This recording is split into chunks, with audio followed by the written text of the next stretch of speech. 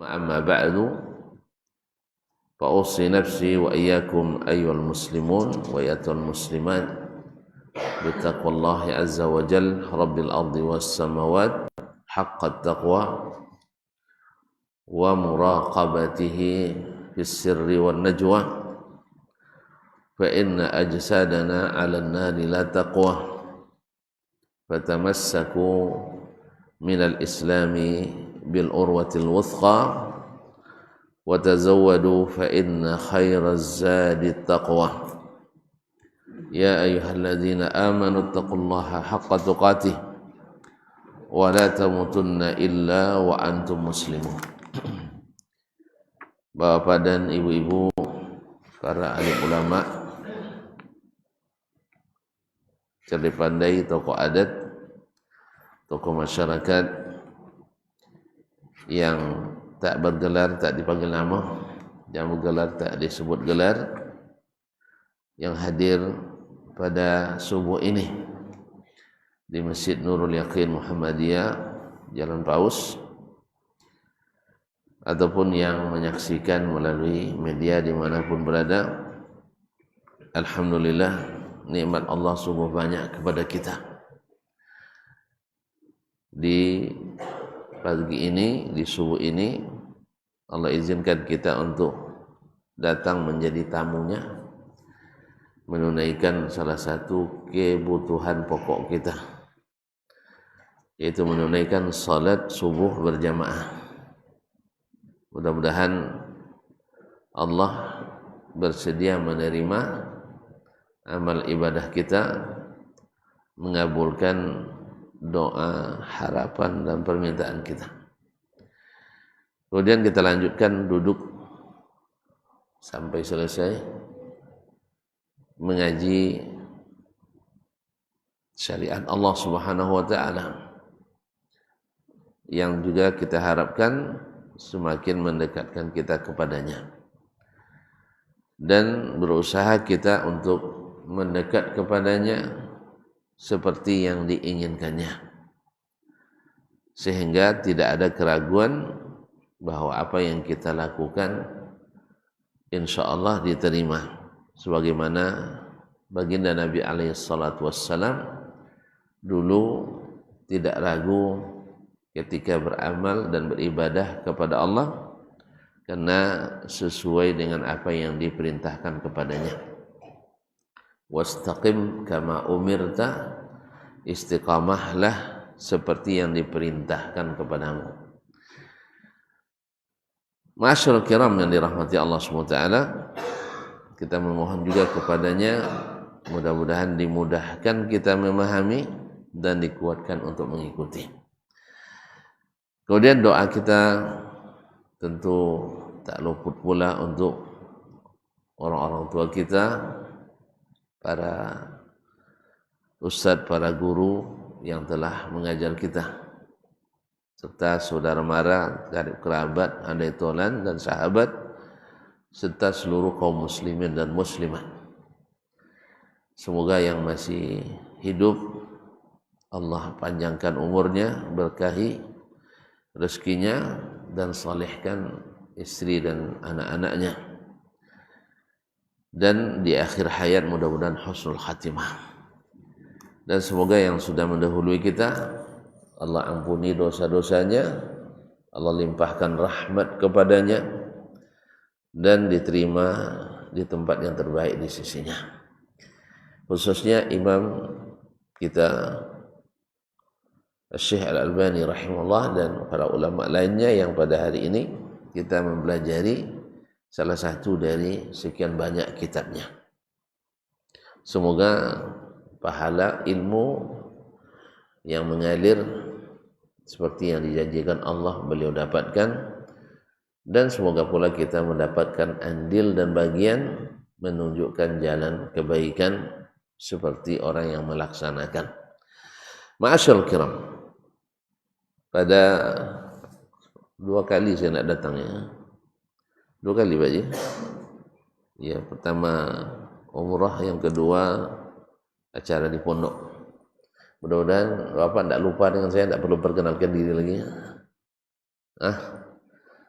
Taib kaji terakhir, kata Pak Ketua tadi ada kupon berhadiah katanya. Nah, sekarang saya kaji terakhir kita, mungkin ada hadiahnya.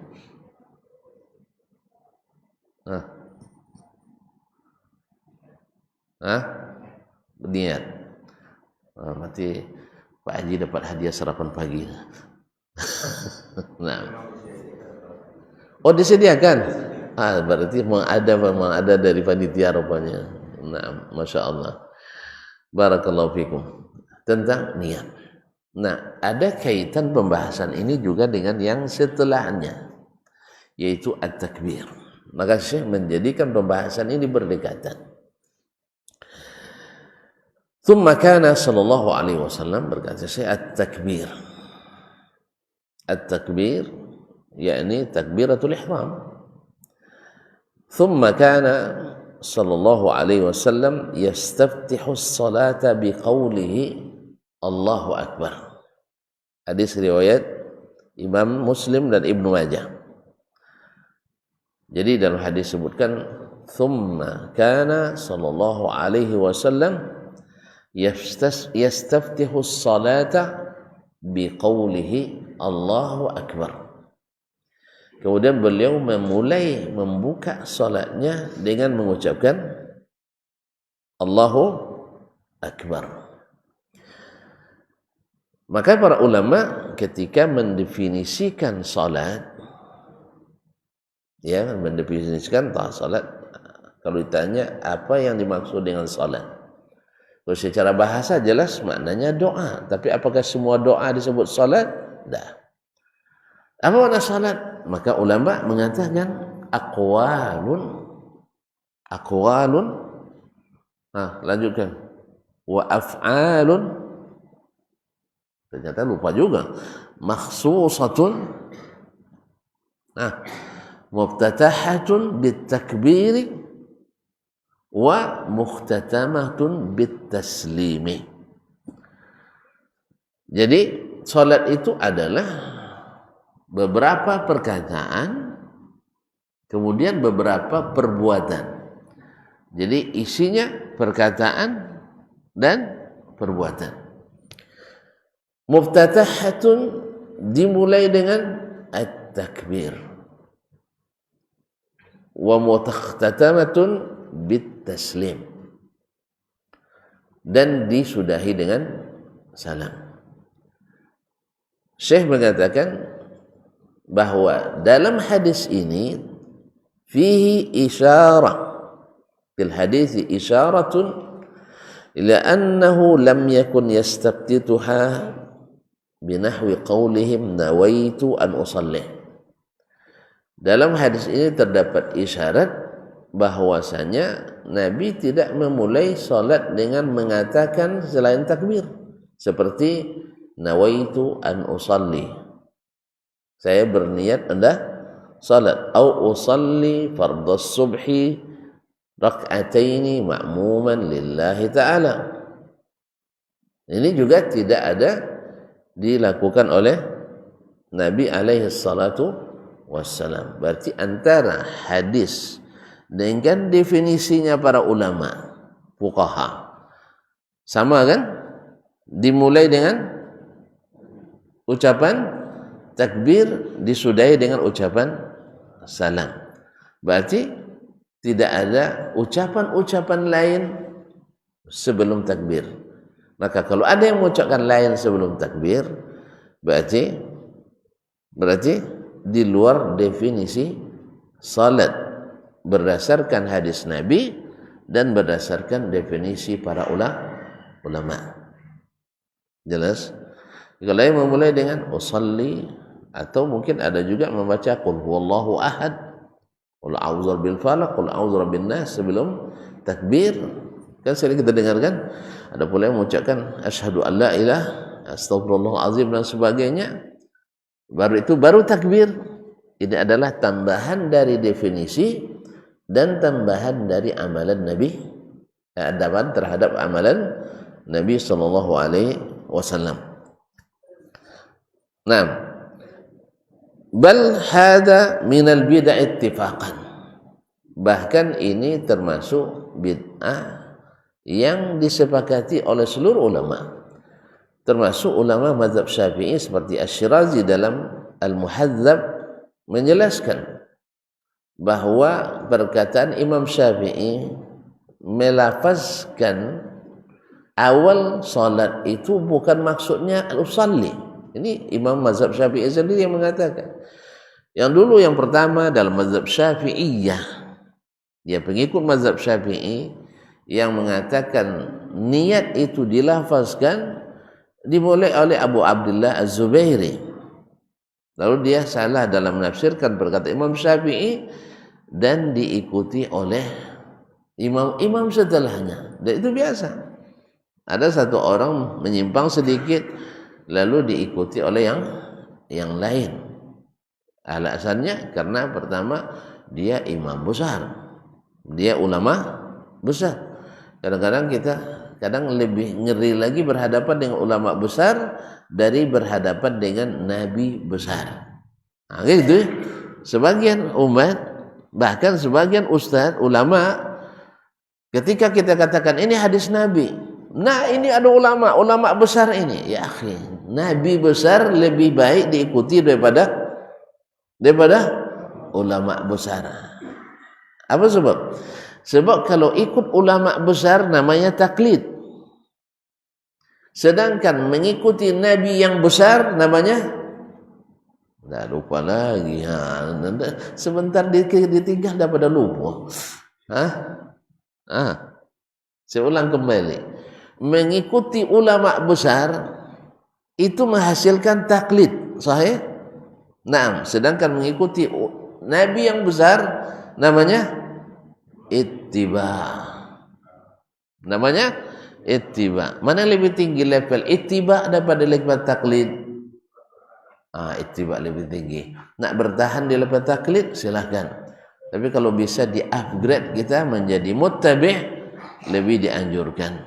Dan itu perintah Allah dan anjuran Rasulullah sallallahu alaihi wasallam. Bahkan Nabi dikatakan kepada wattabi' ma unzila ilaik.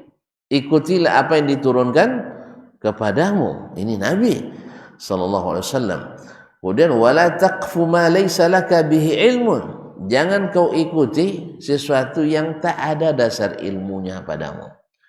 Oleh itu kaum muslimin dan muslimat, ketika disebutkan dalam hadis dalam riwayat bahwa Nabi sallallahu alaihi wasallam kana yastaftihu, memulai salat dengan lafaz Allahu Akbar. Nah, kalimat nanti kalimat Allahu Akbar. Jadi kaum muslimin dan muslimat, tadi saya katakan bahwa Imam Asy-Syafi'i mengatakan dalam dalam kalimatnya bahwasanya beliau mengatakan di salat itu baru sah salat seseorang bila dilafazkan awalnya. Itu asalnya itu. Bila dilafazkan memulai salat itu. Sedangkan haji kalaupun tak dilafazkan tetap sah hajinya. Beliau ketika membahas masalah orang mulai haji pakai apa? Memulai haji labbaika Allahumma niatnya labbaik Allahumma umrah. Kalau umrah labbaik Allahumma hajjan, kalau haji kan gitu ya. Nah, ini kata Imam Syafi'i, kalau tak dilafazkan oleh seseorang maka hajinya sah atau tidak? Sah atau tidak? Tidak, menurut Imam Syafi'i ini, bukan menurut tuan-tuan ini. Menurut Imam Syafi'i sah.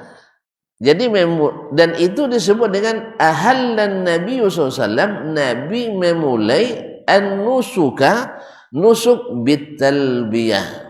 Memulai masuk nusuk haji atau umrah dengan talbiyah labbaik Allahumma hajjan. Andainya ini tidak dilafazkan oleh seorang yang haji, maka hajinya sah atau tidak? Ihramnya sah? Sah. Illa salah, kata Imam Syafi'i, kecuali kalau salat. as-salatu la budda ayutalaffadha bihi, mesti dilafazkan. Nah, ketika sebagian asy-Syafi'iyah memahami talbiyah awal itu sebagai niat yang dilafazkan, maka mereka memahami bahwa kalimat Imam Syafi'i mesti dilafazkan adalah niat solat. Jelas? Saya ulang kembali. Kalau tidak jelas, bilang tidak jelas. Nanti lewat aja kita dalam keadaan tidak jelas. Senang. Sampai jelas 40 kali pun kita ulang nanti sampai hafal. Saya ulang kembali. Ketika Imam Asy-Syafi'i membahas masalah talbiyah labbaik Allahumma hajjan atau labbaik Allahumma umratan sebagai ihlalun bil haji atau bil umrah, memulai haji dan umrah, niat tetap dalam hati. Nah, dipahami oleh sebagian ulama bahwa itu adalah niat yang dilafazkan, niat yang dilafazkan. Padahal Imam Syafi'i mengatakan itu adalah awal haji dilafazkan oleh Nabi, kalau tidak dilafazkan tetap sah. Kecuali solat. Solat mesti harus dilafazkan awal mulanya. Jelas? Nah, ketika mereka memahami bahwa labbaik Allahumma umratan tadi sebagai niat umrah, labbaik Allahumma hajjan sebagai niat haji, maka Imam Syafi'i katakan ini kalau tak dilafazkan sah solatnya, sah hajinya, sedangkan solat mesti dilapatkan awalnya. Dipahami oleh mereka awal solat itu adalah niat. Disitulah mulai Abu Abdillah Zubairi memahami kekeliruan itu, bahwasanya bahwa lafaz niat dalam mazhab Syafi'i mesti dilafazkan. Jolanya, jelas?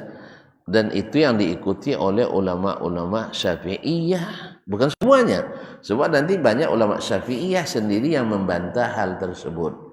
Ya, misalnya kita baca dalam perkataan Imam Ashab Syafi'i qaulu bil hajj.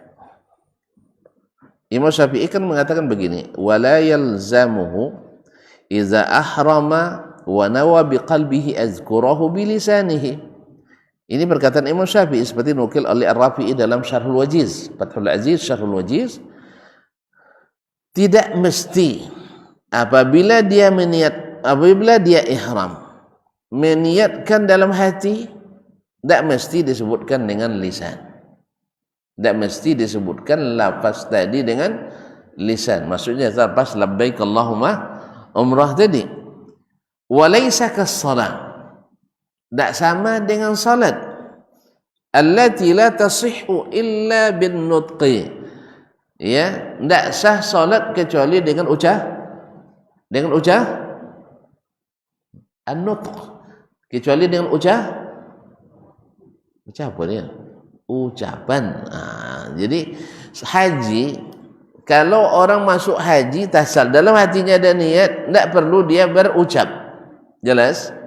Tidak perlu memulai ihramnya dengan ucapan. Ini kata Imam Syafi'i rahimahullah, seperti ukil oleh Ar-Rafi'i dalam kitabnya Al-Wajiz. Biar tuan-tuan tahu, Ar-Rafi'i ini, ya, Ar-Rafi'i salah satu dari syaikhani dalam mazhab Syafi'i. Kalau dalam mazhab Syafi'i ada namanya asy-syaikhani, dua orang syekh. Sebagaimana dalam hadis ada asy-syaikhani. Siapa itu? Al-Bukhari dan Muslim. Jadi kalau dalam hadis disebut asy-syaikhani, Bukhari dan Muslim, karena mereka berdua lah rujukan utama dalam hadis. Dalam mazhab Syafi'i ada asy-syaikhani, dua orang syekh, yaitu Imam Ar-Rafi'i dan Imam An-Nawawi. Jelas? Kenapa? Karena mereka adalah syekh muhaqqiqin mazhab Syafi'iyah, yaitu syekh ahli tahqiqnya mazhab Syafi'i. Maka perkataan mereka berdua adalah yang paling mu'tamad dalam mazhab. Jadi ketika beliau mengatakan illa walaysa kas-salati allati la tasihhu illa bin nutqi. Tidak seperti salat, tidak sah kecuali dimulai dengan ucapan. Apa ucapannya? Ada dalam hadis tadi, kana yastaftihu as-salata bitakbiri. Nabi memulai solat dengan takbir. Boleh tak takbir ini tidak diucapkan? Hah? Kalau ada orang solat, boleh enggak diniatkan saja? Enggak. Jelas? Tapi kalau haji, dia niat haji tapi tidak bilang labbaik Allahumma umrah. Boleh enggak? Kalau sempat terjadi, tuan-tuan, jemaah umrah atau haji nanti dah meninggalkan Zulhulaifah, yaitu miqatnya, atau nanti di pesawat di Yalamlam lewat, maaf Pak, saya tidak baca labbaik Allahumma umrah jadi. Nah, sebagai pembimbing, sebagai ketua rombongan, bila mereka mengatakan saya tidak baca labbaik Allahumma umrah tadi, langsung pulang lagi, putar pesawat. Tanya, Bapak niat enggak tadi ketika lewat miqat itu niat haji atau umrah? Niat dalam hati enggak? Kalau dia bilang niat, maka sah ihramnya. Tapi sudahlah tidak melapaskan dan tidak pula berniat dalam hati. Kalau itu tidak, balik lagi. Kalau tidak bayar dam. Nah, karena ihram dari miqat wajib bagi haji atau umrah. Tapi kalau sudah dia berniat, niat ada Ustaz, di miqat tadi sudah dia niat untuk umrah. Dah lillah. Okey, berarti tidak perlu balik. Ini maksud Imam Asy-Syafi'i rahimahullah, bahwa haji bila dimulai tanpa dilafazkan labbaik Allahumma umratannya, tapi dalam hati ada niat untuk umrah, maka sah. Berbeda dengan solat, tidak sama dengan solat. Walaupun sudah niat di tadi subuh, niatnya solat subuh, tapi ketika takbiratul ihram, imam sudah takbir, kita tidak takbir, sah solatnya? Sah solat? Ulang dia, tidak ngikuti dah. Imam Asy-Syafi'i rahimahullah mengatakan bila memulai haji atau umrah, kan biasanya biasanya kan diingatkan oleh pembimbing dia atau ketua kloter atau ketua rombongan, masing-masing bus kan ada karomnya, kan ada karom, ada karu. Itu biasanya diingatkan, tidak bakal lupa. Tapi andainya dulu di masa Imam Syafi'i kan tidak ada karom karu itu, tidak ada kan, kloter tidak ada kan, tidak ada ketua kloter. Nah, mereka kan masing-masing di atas untanya. Nah, andainya seseorang memulai ihram tapi berniat dalam hati, tidak melafazkan labbaik Allahumma umrah atau labbaik Allahumma hajjan, kata Imam Syafi'i, sah tak ihramnya? Sah, berarti sah hajinya. Berbeda dengan solat, kata Imam Syafi'i, bahwa solat itu la budda ayyakuna ayyubta'au tubtaha bin nutqi. Solat itu mesti dimulai dengan mengucapkan. Nah, ketika sebagian ulama Syafi'iyah menganggap bahwa kalimat labbaik Allahumma umratan itu sebagai lafaz niat umrah, atau labbaik Allahumma hajjan sebagai lafaz niat haji, maka ketika Imam Syafi'i menyebutkan di solat mesti dilafazkan, maka mereka melafazkan niat. Pada maksud Imam Syafi'i,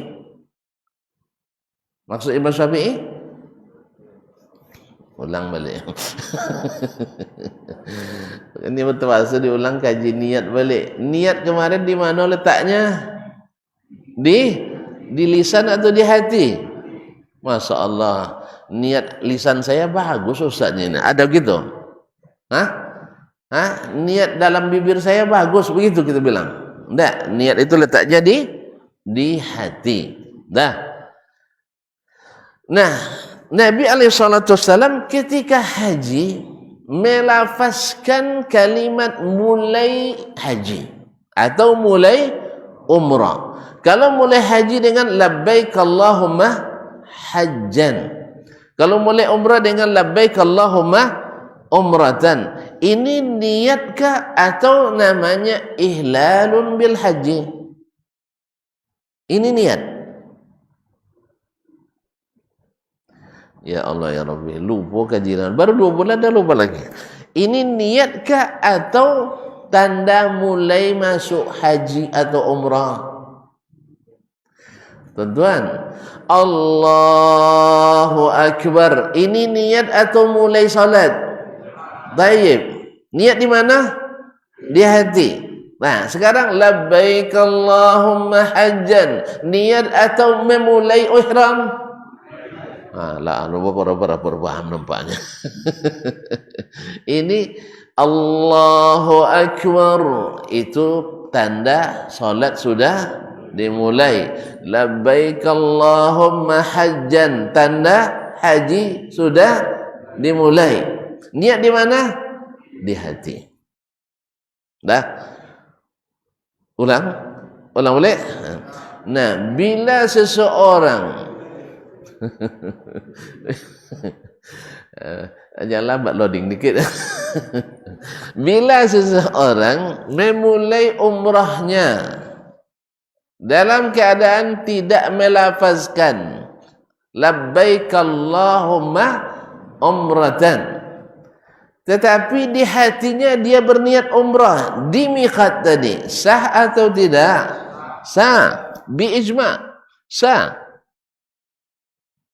Ini yang dibahas oleh Imam Asy-Syafi'i rahimahullah. Bukan dia berbicara tentang masalah melafazkan niat, tapi melafazkan tanda mulai haji. Maka beliau katakan, kecuali kalau solat enggak. Kalau solat mesti dilafazkan. Apa yang dilafazkan? Allahu Akbar, mulai solat. Haji enggak dilafazkan mulainya, enggak apa-apa. Tapi kalau solat wajib dilafazkan mulainya. Mulai solat dengan apa? Allahu Akbar. Mulai haji dengan apa? Labbaik Allahumma hajjan. Mulai umrah dengan labbaik Allahumma umrah. Kalau digabung dua-duanya labbaik Allahumma hajjan wa umrah, itu tanda mulai masuk ihram. Nah, kata Imam Syafi'i, andainya seorang jemaah baik haji maupun umrah terlupa atau sengaja tidak melafazkan mulai haji dan umrah ini, tapi dia niat dalam hati melaksanakan haji atau umrah, sah hajinya, sah umrahnya. Jelas? Ini maksud Imam Asy-Syafi'i rahimahullah. Laisa kas-salat, tidak sama dengan salat, kata beliau. Lianna as-salata la budda minan nutqi biha. Sedangkan salat mesti diucapkan awalnya. Apa awalnya? At-takbir. Andainya seseorang berniat salat subuh tetapi tidak bertakbir, sah salatnya? Tidak sah. Kata Pak Haji tadi sah katanya. Itu ya, bila tadi dia berniat salat subuh ikut imam, akhirnya imam kan bilang tadi Allahu Akbar. Dia niat sengaja aku dalam hati salat subuh mengikut imam, tapi gini saja tanpa bilang Allahu Akbar. Sah salatnya? Tidak. Ini yang dimaksud oleh Imam Asy-Syafi'i seperti dijelaskan oleh para ulama-ulama besarnya. Jelas? Jadi bukan masalah mesti melafazkan niat. Imam Syafi'i tidak berbicara tentang masalah niat sebenarnya. Masalah memulai haji dan umrah dengan melafazkan, dan memulai salat dengan melafazkan. Dikiralah oleh sebagian ulamanya seperti Abu Abdullah Zubairi, ini awal yang pertama memulai pemahaman ini, lalu diikuti oleh ulama-ulama Syafi'iyah sebagian yang lain. Padahal ulama Syafi'iyah yang mu'tamad seperti Imam Al-Shirazi, Abu Saq Al-Shirazi, penulis kitab Al-Muhazzab yang disyarah oleh Imam An-Nawawi, bahwasanya maksud Imam Syafi'i adalah melafazkan mulai haji. Sedangkan Abu Zubairi mengatakan melafazkan niat haji.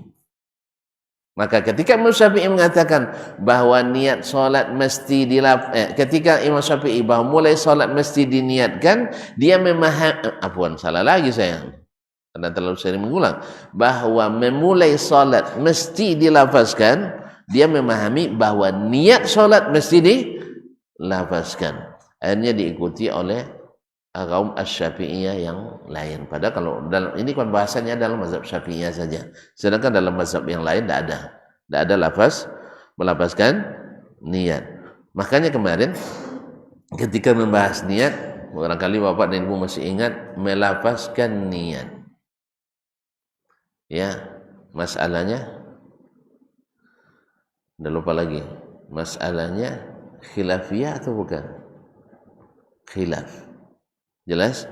Melafazkan, menjaharkan niat. Nah, masalah khilafiyah itu bukan?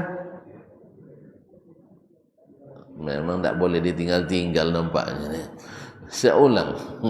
Melafazkan niat, saya melafazkan niat usalli fardhu subhi rak'ataini ma'muman adaan lillahi ta'ala. Saya sendiri. Itu namanya melafazkan. Sedangkan menjaharkan, saya sebagai imam usolli, terdengar oleh jemaah semuanya. Beda enggak hukumnya? Beda. Apa bedanya? Haram. Antum bilang haram, itu orang takut bilang haram. Bilang kembali, masalah melafazkan niat itu memang ikhtilaf di kalangan para ulama. Tadi saya katakan Abu Abdullah Zubairi yang pertama buat khilaf ini. Jelas? Salah memahami perkataan Imam Asy-Syafi'i rahimahullah. Ini masalah khilafiyah. Tapi menjaharkan niat tidak ada masalah khilaf. Ini adalah sepakat ulama mengatakan tidak disyariatkan. Paham ya? Enggak. Menjaharkan, Pak. Kalau melafazkan, tadi ada yang salah paham kan? Di antara mazhab Syafi'i salah memahami Imam Asy-Syafi'i rahimahullah. Kita katakan ini masalah khilafiyah. Ya, baik dalam mazhab Syafi'i saja. Sedangkan menjaharkan, Imam mazhab Syafi'i semuanya sepakat bahwa itu tidak dibolehkan atau tidak disyariatkan. Saya ulang kembali. Bedanya, sekarang kan kita zikir selesai sholat. Berzikir tadi? Ada? Ini maknanya. Dilapaskan enggak? Iya, sepertinya. Pahami dulu. Dilapaskan atau tidak zikirnya? Dilapaskan. Tapi pakai mic. Imam zikir kedengaran? Enggak kan? Ini namanya melapaskan zikir. Jelas? Tapi ada sebagian yang menjaharkan zikir. Awalnya mic-nya di sini, tapi selesai sholat mic-nya di sini. Lebih kuat lagi suara imam berzikir daripada imam bertakbir. Bertakbir hampir tidak kedengaran, tapi zikir Masya Allah, masjid lain pun terganggu dibuatnya. Nah, ini namanya menjaharkan. Kalau tadi namanya melafazkan. Maka ulama beda. Kalau mereka melafazkan niat, ada khilaf. Sebagian ulama Syafi'iyah mengatakan dianjurkan. Karena salah paham terhadap perkataan Imam Asy-Syafi'i rahimahullah. Itu yang pertama. Sedangkan kalau menjaharkan, seluruh ulama termasuk ulama Syafi'iyah mengatakan tidak disyariatkan. Paham ya? Dah? Melafazkan ada khilaf. Menjaharkan tanpa khilaf tidak disyariatkan. Tapi ada orang yang buat, ya mana yang buat kadang tadi, karena kalau sudah dilafazkan boleh, maka pindah ke yang dijaharkan. Allah musta'an. Ya, mohon maaf kadang-kadang kan sebagian hanya karena mengikuti saja. Nampak imam yang dulu buat, dibuat pula. Atau nampak baca buku guru yang buat, dibuat pula.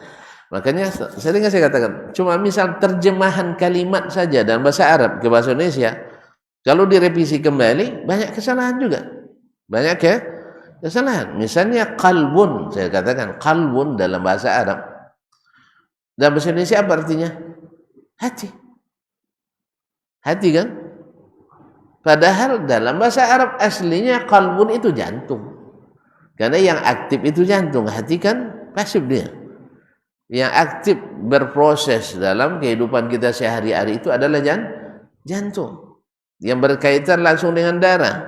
Nah, dan jantung ini yang ditusuk-tusuk oleh Jibril, syaitan maksud saya.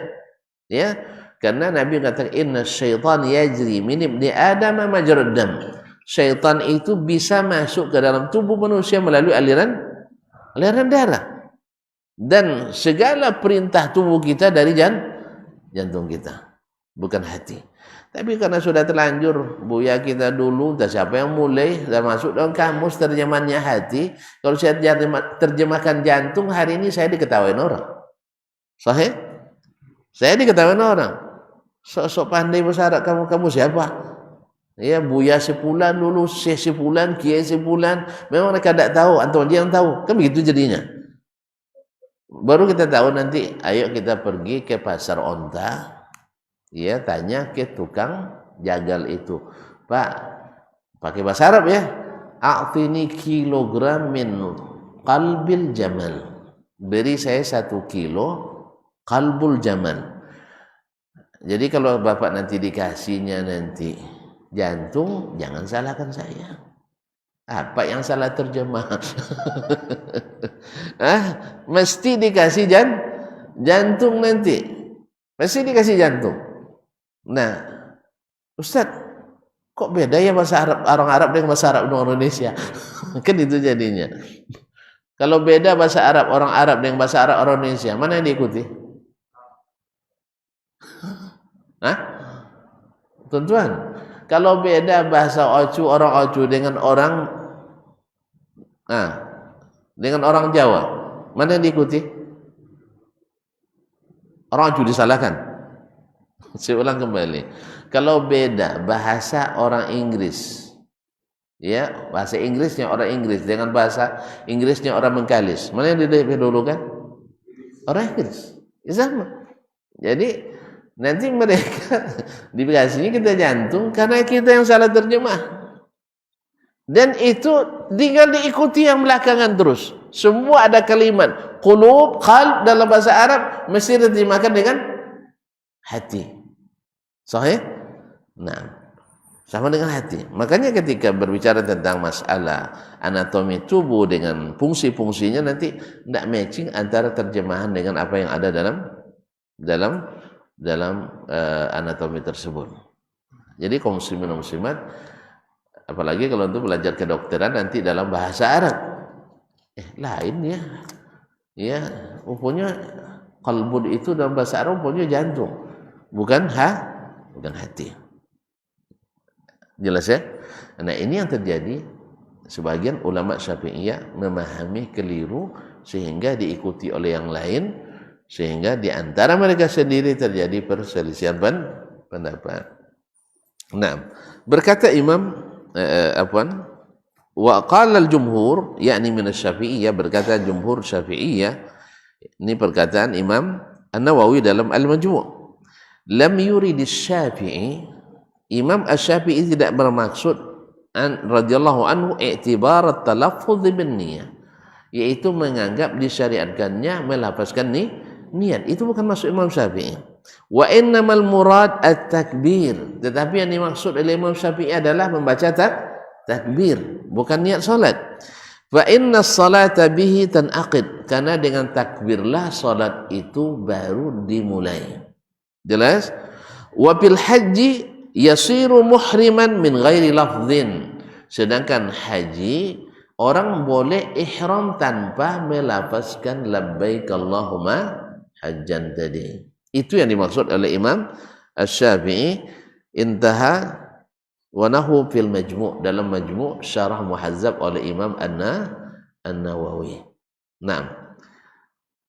Jadi oleh itu kaum muslimin dan muslimat radhiyallahu wa qad asyara ila zalika fil muhadzab biqaulihi Imam Abu Ishaq Asy-Syirazi, salah seorang ulama besar mazhab Syafi'i, bahkan menjadi rujukan utama dalam mazhab Syafi'i, mengatakan wa min ashabina man qala, di antara para sahabat kami, yakni yang pengikut mazhab Syafi'i, ada yang berkata yanwi bil qalbi, berniat dalam hati, wa yatalaffadhu bil lisan, dan melafazkan dengan lidah, wa laysa bi syai'in, ini pendapat lemah sekali, kata Imam Abu Ishaq Asy-Syirazi dalam Al-Muhadzab. Lianna niyata hiyal qasdu bil qalbi, karena niat itu adalah maksud dalam hati. Intaha. Wa qala Syekh Al-Allama Muwaffaquddin Ibnu Qudamah, berkata Imam Ibnu Qudamah tadi mazhab Hambali ini, dalam kitabnya Zammul Muwaswasin, tercelahnya orang yang kena penyakit waswas.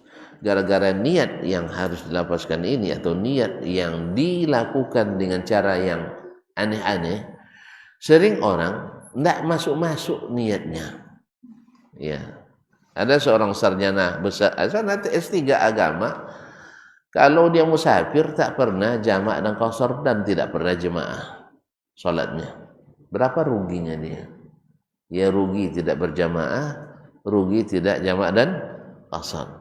Alasannya apa? Payah pasang niat. Payah pasang niat. Karena dibuat syarat-syarat yang tidak ada dalam sunnah dan tidak ada dalam kitabullah. Antum ketika berangkat dari rumah dan niat solat subuh itu sudah niat. Selama tidak berubah ketika menjelang takbir itu sudah niat. Dan niat solat. Ini tidak harus begini dan begitu. Ya, ada kisahnya di Malaysia, ada 10 orang suku asli masuk Islam. Suku asli itu apa? Hah? Melayu Sakai. Nah, masuk Islam. Belajar sama ustaz lagi. Belajar solat. Apa ustaz buat, kalian kena buat. Apa ustaz nak buat, kalian kena buat. Jadi ikutilah ustaznya. Ya tentu dimulai dengan usolli, ya, dikeraskan supaya diikuti orang itu. Kemudian tidak masuk. Astagfirullah, baca lagi aqul huwallahu ahad, dan sampai banyak cara bacaannya. Ulang lagi Allahu, terhenti pula, tidak jadi juga. Sampai 10 kali pula mungkin. Salah seorang dari jemaah yang baru masuk Islam tuh, Tuan Guru, boleh aku coba? Boleh saya coba. Tuan Guru payah sekali masuk nampaknya kan. Itu akhirnya dia mulai macam apa coba buat. Kalau saya bilang apa? Bilang Allahu Akbar. Dan begini, mulai maju dia jadi imam sekarang, baru masuk Islam jadi imam. Apa dia bilang? Allahu Akbar, langsung masuk.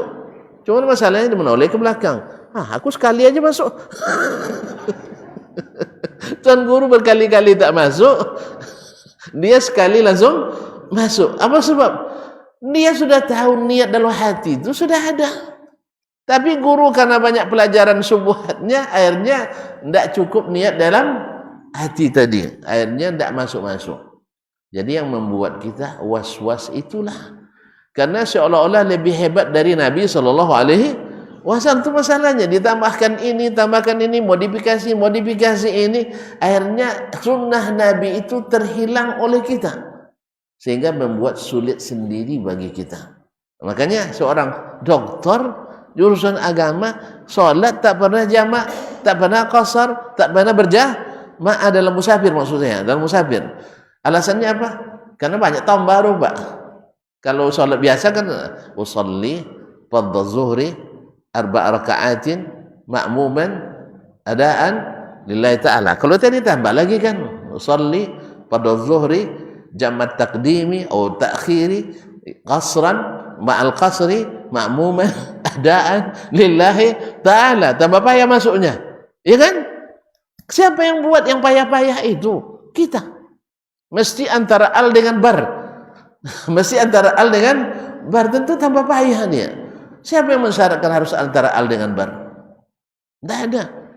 Makanya Nabi SAW tidak pernah mengatakan kepada sahabatnya, kamu tadi niatnya dipasang di mana? Antara al dengan bar apa tidak? Tidak ada. Yang penting asal sudah pergi ke masjid, dia sudah niat salat. Sah? Ada tadi yang pergi ke masjid tidak niat salat? Saya nak ngintik-ngintik orang salat itu tujuannya. Dah pasti niatnya salat subuh dah habis dah. Ketika mulai dengan al-lafzu bit takbiri. Kita mulai dengan takbir. Dah, sekira dah jelas ya? Nah, jadi masalah niat dengan masalah takbir ada hubungan yang sangat erat, karena kalau salah dipahami sehingga itulah yang terjadi was-was. Dia berkata Imam Ibnu Qudamah rahimahullah taala, i'lam rahimakallah. Nah, saya tertarik, memang ada ulama menyampaikan harus dipasang itu diingatkan. Sedangkan tadi imam dia katanya imam ini, tapi imam ini tadi tidak ada seperti itu. Kenapa pengikut satnianya itu belum salat dalam Allah? Di mana letak kok bisa seperti itu? Itu tadi karena ada yang memulai tadi. Ada yang memulai, Pak. Dulu Imam Syafi'i tidak mengamalkan ini dan itu, sah? Tapi banyak pengikut mazhab Syafi'i melakukannya. Jadi ada yang memulai, diikuti orang. Dulu di Ka'bah tidak ada berhala. Tidak ada berhala. Lalu ada yang memulai. Yang memulai ini orang terpandang, orang kaya, dermawan. Sehingga selalu apapun kegiatan di masyarakat Mekah, dia punya andil besar. Tanpa proposal dia keluarkan biaya. Apalagi orang Arab terkenal pemurah kan. Dalam perjalanannya ke Syam, berinteraksi dengan orang-orang Nasrani karena Romawi yang berkuasa di Syam dulu. Dia pergi pula ke gereja, makanya dilarang jangan pergi-pergi ke gereja tuh. Ya umat Islam maksud saya. Orang Kristen silakan, tidak ada halangan, tapi umat Islam jangan. Makanya ada larangan masuk ke dalamnya. Ketika dia masuk, ditengoknya banyak gambar, banyak patung. Akhirnya bertanya, apa guna patung ini? Yang bertanya dengan yang ditanya tidak lebih berilmu. Akhirnya yang berjalan pikiran dan perasaan, ini orang soleh, ini Isa, ini Bunda Maria. Gunanya apa? Supaya kita ingat kepada mereka. Dengan ingat pada mereka, akhirnya rajin beribadah kepada Allah. Dibawa pulang ke Mekah. Ketika yang bawa tokoh masyarakat, yang disegani, yang tahu-tahu sedikit takut melakukan apa, Pak? Amir bin Lu'ay al-Khuzai itu dia orang terpandang, akhirnya didiamkan. Ini masalahnya kalau ulama ikut mendiamkan, apalagi kalau dominan yang mendiamkan, akhirnya segala pelanggaran lempang masuk ke dalam tubuh umat Islam. Makanya cuman sayangkan yang mendiamkan lebih banyak daripada yang mengingatkan. Karena memang zona aman itu mendiamkan. Aman di sisi manusia, tapi di sisi Allah belum tentu aman. Ini ketika saya membahas seperti ini, jangan-jangan tidak aman juga ini. Ya, bahas seperti ini. Antum lebih hebat pula dari imam ini. Bukan. Makanya sekarang hanya menukil dari imam-imamnya. Kalau sempat saya hanya mengatakan tanpa menukil, azab saya nanti dibuatnya. Apa sebab? Orang dah biasa melafazkan, kamu ganggu-ganggu pula ibadah orang. Bukan mengganggu ibadah orang. Supaya kita, Bapak kalau tahu bahwa jalan itu berlobang, tidak tunjukkan sama orang. Banjir di situ, jangan masuk. Masuk juga banjir. Akhirnya masuk ke dalam selokan. Siapa yang tanggung jawab? Antum sudah tahu, dibiarin. Makanya risiko berilmu itu, Pak. Anda berilmu payah juga. Tidak lulus juga kita. Jadi harus lulus dengan ilmu. Dan itu semuanya ada nilai di sisi Allah Taala. Jadi ada kekeliruan yang pertama, diikuti yang kedua, diikuti yang setelah, ikuti setelahnya. Akhirnya seolah-olah itulah yang sah. Seolah-olah itu yang sah. Sampai di Mekah 360 patung dalam Ka'bah. Kenapa Allah tidak larang? Allah suka. Allah pasti tidak suka. Cuman Allah ingin segalanya berproses. Sama dengan Gaza sekarang, jangan nak minta menang dalam sehari. Jadi kita kadang-kadang tidak ya. Sampai mencaci maki pula negara tertentu. Ulama-ulama sampai bilang pengecut, tidak membantu, menjual negara Palestina pada Yahudi dan sebagainya. Ya akhi, Palestina itu dulu pernah dikuasai orang salib. Tidak dikumandangkan azan di situ 90 tahun lebih. Kini ada azan situnya? Ada azannya? Dan pernah dibantu sama Islam di tengah kota 70.000 orang dalam beberapa hari. Musibah sangat besar. Jadi kita, kemenangan itu bukan kita yang tentukan, Allah yang tentukan. Kalau si fulan belum berani, jangan dipaksa dia. Pahamnya enggak? Nah, antum yang berani maju aja, jangan bilang orang, ini awak enggak maju, orang bilang penakut. Kita ini komentari si fulan penakut, tapi disuruh dia maju, oh saya enggak bisa dong. Sama aja penak sama pengacu itu ya. Iya kan sama pengecut. Ayo sebulan enggak bantu, saya bantu. Antum bantu 1 miliar, dia bantu 1 triliun. Mana yang besar? Ini lucu. Si fulan membantu dengan kamp pengungsi, dia membantu dengan membaur masyarakatnya dengan masyarakat mereka. Paham saya maksudnya? Ini kan banyak yang menghujat Arab Saudi tidak membantu ya Pak ya. Termasuk tokoh-tokoh nasional kita. Ya akhi, antum bantu berapa miliar? Kemarin kita kirim 52 kontainer ton, 52 ton. Mereka baru aja kirim 1052. Mana banyak 1052 daripada 58? Saya ulang kembali. Mana yang lebih banyak? 1052 ton daripada 58 ton. Terus di mana mereka tidak membantu? Kita keluar-keluar di mimbarnya di medsos bahwa mereka tidak membantu. Putra mahkotanya keliling dunia membawa 7 menterinya untuk melobi sana sini untuk menghentikan peperangan ini. Mana lebih bagus keluar-keluar di koran daripada kerja nyata seperti ini. Sampai kurang tidur dia. Cuman bedanya kita memang ketong kosong nyaring bunyinya. Ketong kosong nyaring, apalagi pengamat-pengamat politik ini. Mohon maaf ya, dengan segala mohon maaf saya.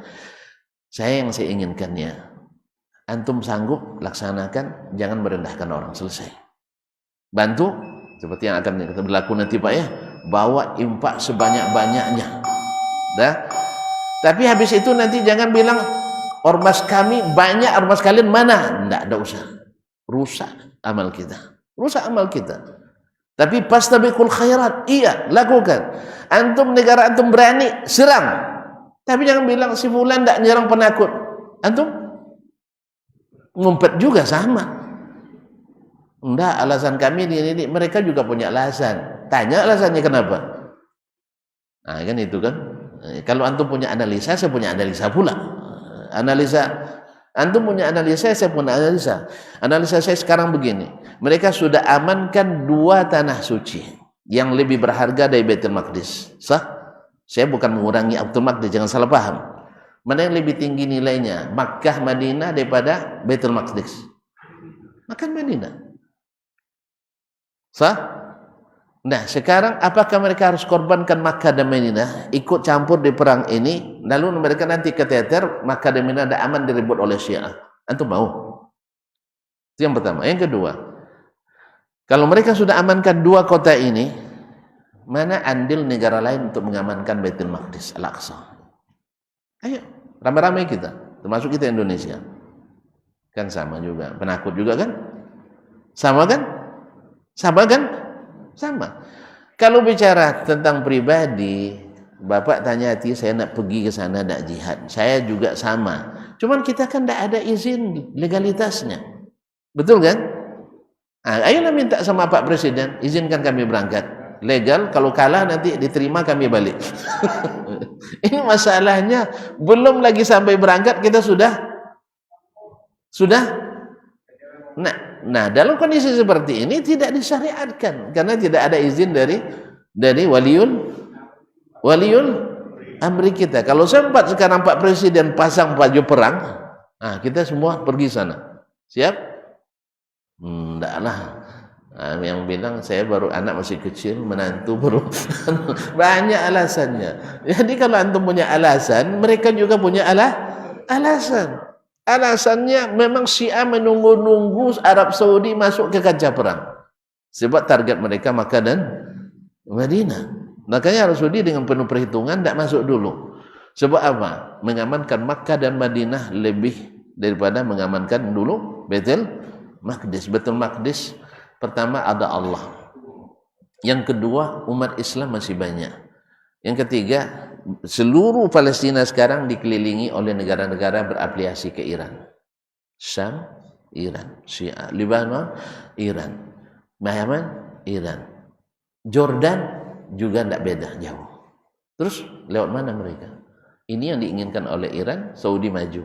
Ini pula yang kita keluarkan supaya mereka maju. Maka mereka menempuh jalur-jalur politik yang kita tidak mampu, mereka bisa. Mereka berikan bantuan logistik, kita hanya secuil, mereka. Nah itu, jadi kita kirim 58 ton, mereka kirim 1052 ton. Jadi makanya pengamat politik ini kadang-kadang saya heran juga. Malah saya mendengar ucapan mereka kadang-kadang. Apa sebab? Kan dasarnya berita koran, berita media, sah? Kan berita koran, berita media. Media ini macam-macam, tuan-tuan. Ya, ada yang jujur, ada yang mujur. Ada yang jujur, ada yang mujur. Yang banyak yang mana?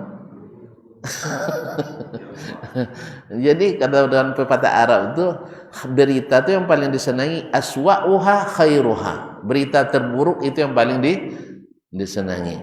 Kalau tuan-tuan bisa menyudutkan negara seperti Arab Saudi hari ini, laku beritanya. Apa sebab? Karena mereka rata-rata tidak sepaham dengan mereka. Itu masalahnya. Orang sufi numpang pula, orang ini numpang pula, orang liberal numpang juga. Akhirnya kita termasuk corong-corong Syiah dan corong-corong orang liberal untuk melemahkan. Ala kulli hal, yang saya inginkan, yang salah diluruskan, ya bukan direndahkan. Yang salah diluruskan, bukan direndahkan.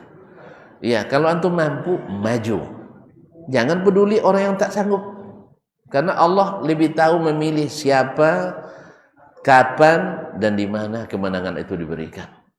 Saya katakan lagi dulu, 90 tahun tidak dikumandangkan azan di Baitul Maqdis.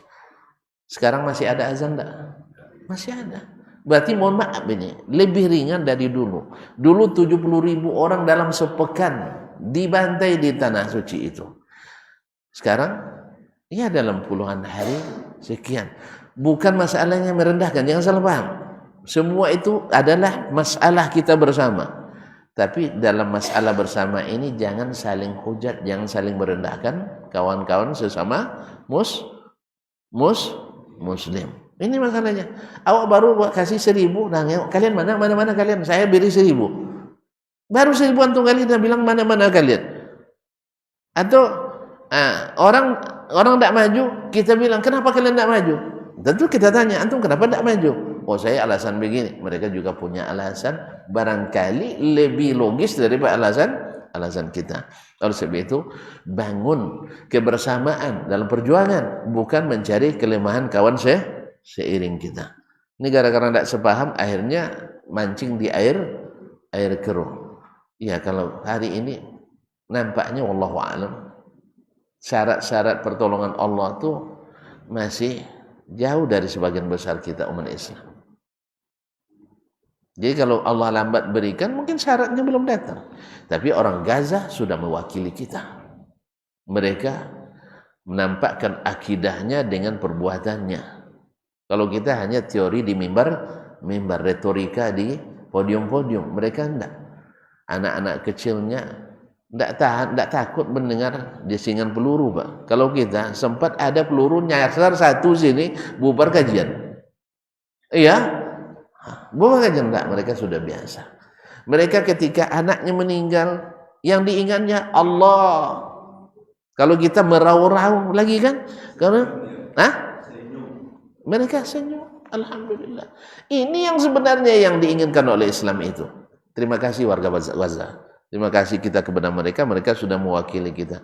Anda boleh sebagian kita meremehkan pula mereka perjuangan itu. Ya Allah ya Rabbi. Ini di sini berlebihan ekstrim kanan, di sini lebihan ekstrim kiri. Tidak boleh. Mereka sudah mewakili kita. Jadi kalau bicara dalam perjuangan itu bukan bicara aliran lagi kita, bicara antara muslim dengan non-muslim. Mereka menyerang kita, Yahudi menyerang. Nanti kalau seandainya la samahallah, Tidak, semoga tidak jadi. Andainya negara kita ini diserang oleh musuh, kita pilah dulu, ini alat aliran gitu ya.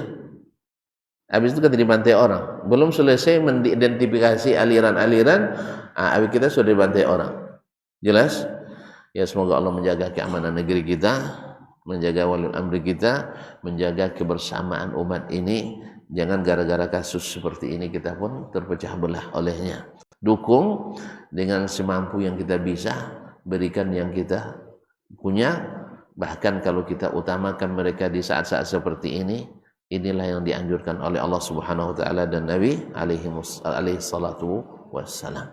Baik, barangkali kunci kajian kita hari ini bahwa salat dimulai dengan takbir, bukan dengan lafaz-lafaz lain. Jadi karena kaitan dengan pelajaran sebelumnya masih ada, maka kita sebutkan hal tersebut. Mudah-mudahan bisa menambah wawasan dan ilmu kita. InsyaAllah kita sambung pertemuan yang akan datang. Tidak apa-apa lama-lama dikit Pak Haji. Tidak apa lama-lama sedikit. Masalahnya supaya paham. Nah, jadi supaya nanti tidak terjadi lagi seperti kata Pak Ketua tadi. Kenapa dibuat orang juga? Karena ikutan. Orang segan membahas seperti ini. Kalau dibahas nanti masalahnya ribut katanya. Alhamdulillah di sini tidak ribut nampaknya. Ya, yang bikin ribut tuh provokasi. Kalau kita provokasi, oi, itu bid'ah dhalalah, itu tidak sesat itu. Nah, itu yang jadi masalah.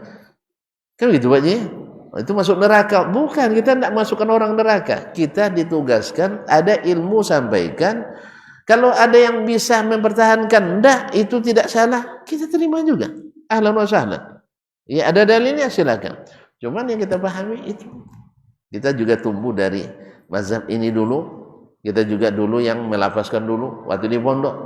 Tapi setelah kita mengaji kita tahu apakah diteruskan? Enggak.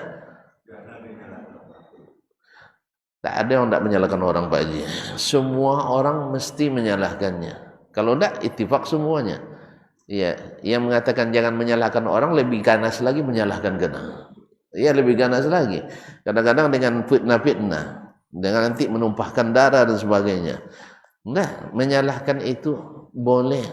Sebab Allah katakan wala talbisul haqqo bil batil. Jangan campur adukan yang hak dengan yang batil. Berarti kalau tahu kita salah harus katakan salah. Kan begitu? Qulil haqqo walau kana murran. Kata Nabi, katakan ya hak itu hak sekalipun pahit. Cuman kalau bisa menyebut kesalahan tanpa menyebut orangnya, kenapa disebut juga orangnya? Kalau bisa menyebutkan kesalahan dengan ilmu, kenapa dengan kejahilan? Gitu masalahnya. Ini salah, kita salahkan, selesai. Alhamdulillah Nabi sudah sering dalam dakwahnya menyalahkan yang salah. Betul? Ada 3 orang nak menambah ibadah lebih dari Nabi. Nabi salahkan atau tidak? Nabi salahkan. Itu tidak benar, disalahkan. Kemudian masalah tayamum kemarin, Ammar gelimang tanah dia, bergolek-golek di tanah. Kata Nabi, itu tidak benar. Yang benar seperti ini. Terus Ammar langsung provokasi masyarakat. Nabi nyala-nyalain orang aja kerjanya. Ya enggak. Kalau gitu kayak Abu Jahal kita. Abu Jahal dulu itu masalahnya. Disalah-salahkannya kita katanya. Itu mazhab Abu Jahal itu. Tidak boleh yang salah dibilang salah. Yang salah dibilang salah tapi dengan hikmah, dengan ilmu. Maka Nabi bilang, ma balu aqwamin. Kenapa ada orang tidak sebutkan sebulan enggak? Orang munafik ada di Madinah, ada, Nabi tak sebutkan bulan munafik. Apa sebab? Karena itu membuat sakit orang, bikin fitnah. Jelas? Nah, jadi jangan meremehkan, jangan merendahkan. Tapi kalau nyebut salah tetap ya harus salah. Jelas? Nah, kalau tidak jadi nanti ngaji itu. Berarti melapaskan niat itu tidak salah, Ustaz. Oh, tidak boleh disalahkan. Sebab ada ulama yang mengatakannya. Begitu. Hah? Berarti tidak usah, tidak ada kaji lagi jadi tidak jadi. Berarti dua ini benar, ini benar. Tidak. Yang salah tetap salah. Cuman kita katakan di mana sumbernya begini. Nah, kalau soal menyikapi orang yang melakukannya nanti, misal kita sholat di masjid, imamnya ambil mic, usolli katanya, kita tidak akan rebut micnya, kita tidak akan pulang, tidak meninggalkan sholatnya, karena semua yang mengatakan, baik yang setuju maupun tidak, sepakat sholatnya sah, sepakat sholatnya sah, sholat aja di sini. Kenapa? Tidak akan menimbulkan muskil problema. Kecuali nanti kalau dibaca usolli ya dimatikan mic. Ya, kayak ketua sidang mematikan mic misalnya. Enggak setuju langsung matikan mikrofon. Jangan, enggak boleh. Nah, wallahu taala alam. Sekira sampai di sini dulu kerja kita pagi ini. Kalau terlalu panjang saya mohon dimaafkan. Kalau terlalu pendek tambah-tambah aja lah. Wabillahi taufiq wal hidayah. Wa subhanakallah bihamdik asyhadu an la ilaha illa anta astaghfiruka wa atubu ilaik. Wassalamualaikum warahmatullahi wabarakatuh.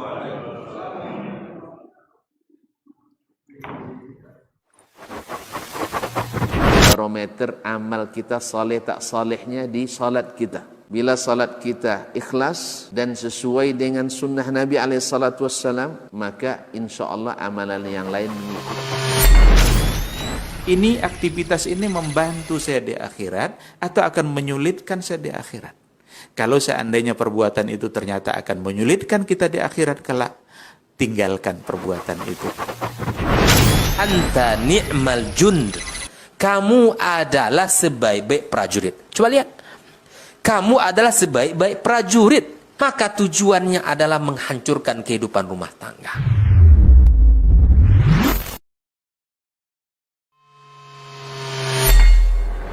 Di para sahabat itu, kaum muslimin, yang terbayang bagi mereka itu adalah infak. Yang terbayang bagi mereka adalah sebuah kebahagiaan, keselamatan di akhirat yang kekal dan abadi di sisi Allah Tabaraka wa Ta'ala. Semua kita boleh klaim sekarang. Kamu cinta Nabi? Cinta Ustaz. Cinta Nabi? Cinta Ustaz. Termasuk saya. Cinta Nabi? Cinta. Kapan tahunya? Besok di akhirat. Maka apa kata Nabi sallallahu alaihi wasallam? Amalur rajuli biyadih. Penghasilan yang terbaik adalah pekerjaan yang dilakukan oleh seseorang dengan tangannya sendiri. Wa kullu bai'in mabrur. Dan setiap jual beli yang mabrur. Ini aktivitas ini membantu saya di akhirat atau akan menyulitkan saya di akhirat.